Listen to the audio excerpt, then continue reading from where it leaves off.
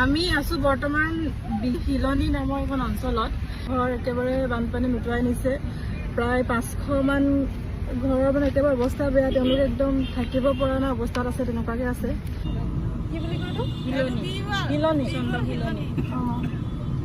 আপোনালোকৰ চব হেৰি হৈ গ'ল, ঘৰ চৰ চব ডুবি গ'ল।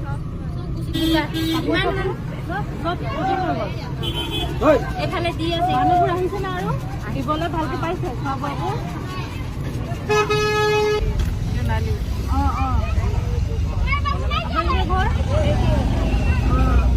অৱস্থা নাই ন, থাকিব পৰাকে হৈছে নে নাই? থাকিব পাৰিছে, নোৱাৰে। আৰু বস্তু পাতি